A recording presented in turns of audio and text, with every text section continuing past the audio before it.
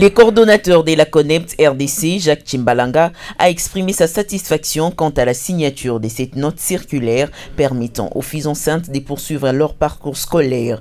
Il a souligné que l'adoption de cette loi ne suffit pas en soi. Un suivi rigoureux est nécessaire pour garantir son application effective. C'est une circulaire qui change les lignes.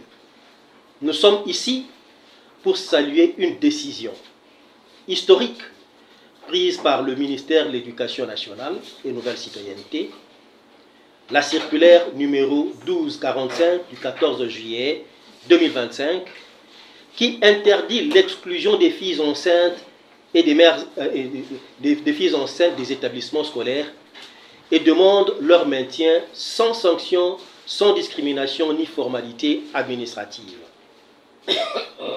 Cette circulaire, en effet, traduit une avancée majeure en faveur de l'éducation inclusive et de l'égalité des chances. Mais saluer ne suffit pas. Nous devons veiller à ce que cette mesure soit respectée sur toute l'étendue du territoire national. Dans les écoles en milieu tant urbains que ruraux, dans les établissements publics comme privés, conventionnés comme non conventionnés.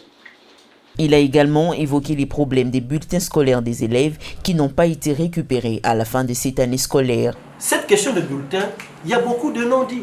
Prenez l'école primaire qui est gratuite, qui supporte les frais de bulletin. On dit, c'est le budget de l'État. Et des informations rappellent que pour ces imprimés-là, c'est $3, l'équivalent de $3 par bulletin. Si on a passé le marché, c'est une très bonne chose. L'essentiel, c'est de voir des enfants avec des bulletins.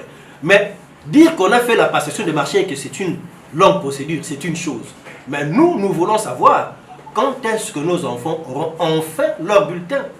Donc on devra fixer et être transparent pour que enfin les parents soient apaisés. La CONEPT RDC reste mobilisée en faveur d'une éducation transformante, inclusive, gratuite, de qualité et porteuse d'espoir.